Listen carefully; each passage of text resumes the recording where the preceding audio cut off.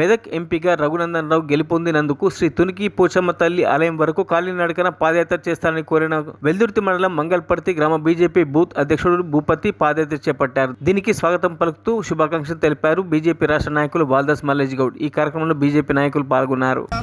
తుంకి పోచమ్మ వరకు పాదయాత్ర చేస్తాని తన స్వగ్రామం నుంచి పాదయాత్ర చేపట్టడం జరిగింది. మరి మంగళపర్తి గ్రామం అంటేనే దొరలు భయపట్టించి మరి ప్రజలను బాగా నానా ఇబ్బందులకు గురి చేసిన దినాలు చాలా ఉన్నాయి.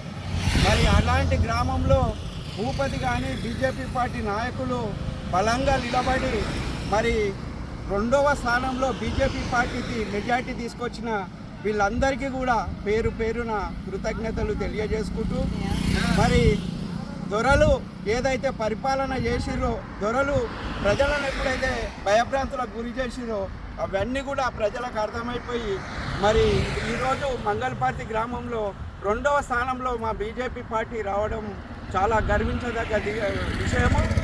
మరి రఘునందన్ రావు గారు మా మెదక్ పార్లమెంటు నుంచి ఆయన ఘన విజయం సాధించినందుకు మేమందరం కూడా వారికి హార్దిక శుభాకాంక్షలు తెలియజేస్తూ మరి ఇలాంటి పాదయాత్రలు ఇప్పుడు కొమ్రవెల్లికి కానీ శ్రీశైలం కానీ చాలామంది కూడా రఘునందన్ రావు గారి అభిమానులంతా కూడా మరి కష్టపడి పనిచేసి ఆయన కోసం ఆ భగవంతుని ప్రార్థించి మరి మేము పాదయాత్ర చేస్తామని సంకల్పం పెట్టుకున్నాడు మహా గొప్ప విషయము. మరి ఈ యొక్క తెలంగాణ రాష్ట్రంలో రఘునందన్ రావుకు ఎంత అభిమానం ఉందో దీన్ని బట్టి మనకు అర్థమవుతుంది.